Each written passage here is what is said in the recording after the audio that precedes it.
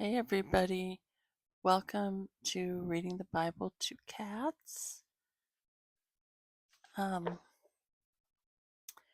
We are just making a bunch of videos in a row on one day. So I'm going to, as we remember Henry. And Henry, one of his nicknames was Lightning Paw McGraw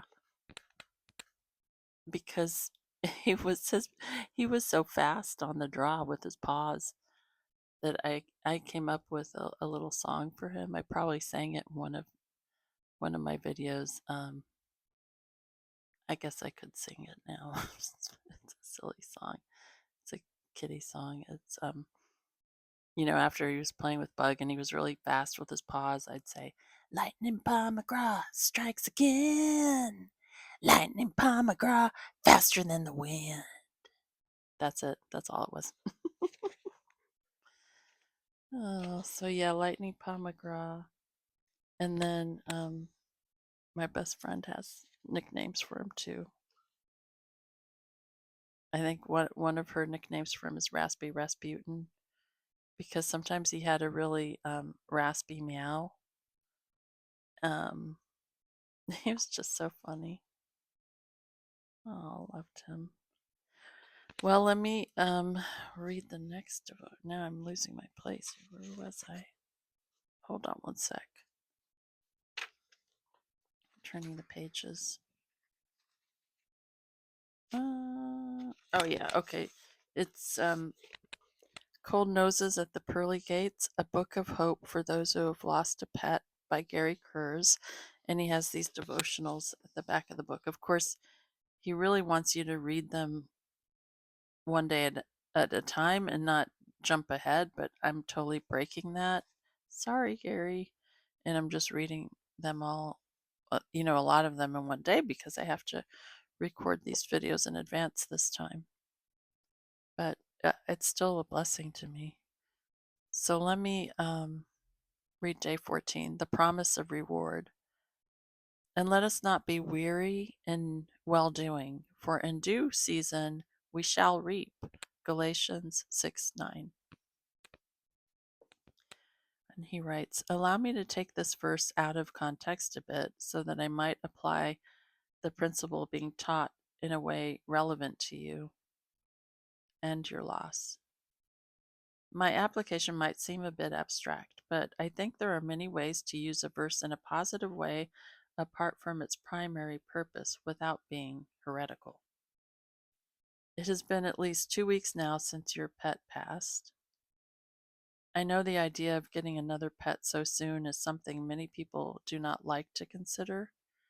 You may be one of them, but please hear me out before you dismiss the idea. Some consider another pet a replacement and therefore a betrayal of the pet that has departed. I can understand this, but it does not have to be framed in such a way. A part of my heart will always belong to my departed best friends, and no other pet will be allowed to infringe upon their space. However, I have room in my heart for others. I have room to honor my departed pet by rescuing one of her kind from a shelter and perhaps certain death. There are so many that wait for the door of the shelter to open and for someone to point them out and say, that one, that is the one I want. Think of the good this would do to your heart to be the hero of an animal in such need. In no time, this animal would focus its devotion and love toward you, and your heart would find new reason to love again.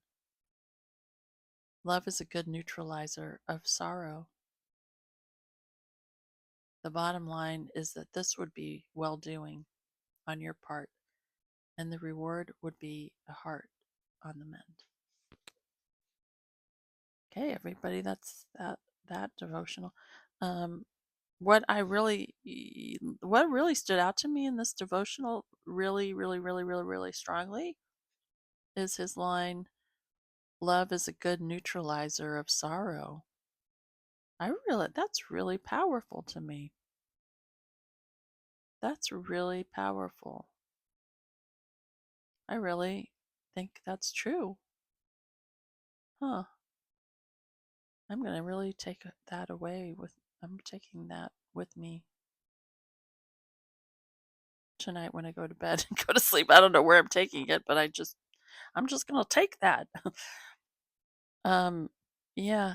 And then, I mean, it was hard for me to read the rest of it though, because it was a little painful to me, to my heart. Because first of all, it's like I can't, it's really painful to think of the animals in a shelter about to, die. I mean, that kind of added sorrow upon sorrow, I don't, it really hurt to think about it. I know it's reality, but,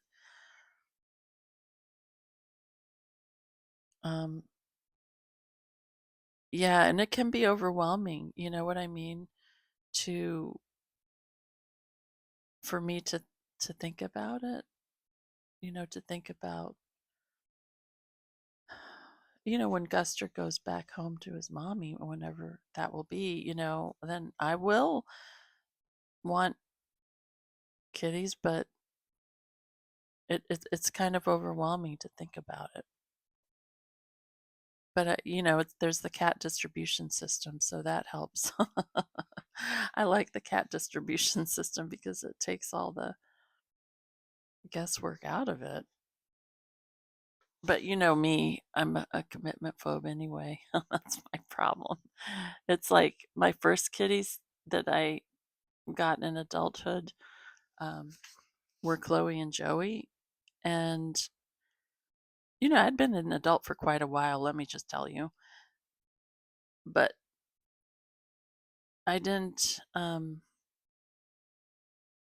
don't know. It was just hard to, yeah, I'd really been, well, actually, no, Frankie was the first kitty, but that was like with my, you know, yeah, but Frankie was kind of a different story.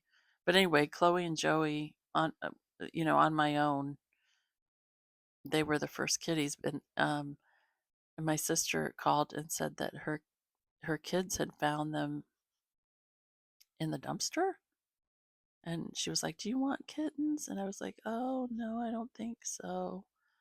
And then she was like, "Well, maybe you could come over and just look at them and meet them." I was like, "Yeah, sure." And then, of course, I went over and I was like, "Oh, okay, I'll take them." Oh, and I love them so much. You can see them at the beginning of the channel when I first started the channel. Oh, no, no. He almost knocked the camera over. Sorry, everyone.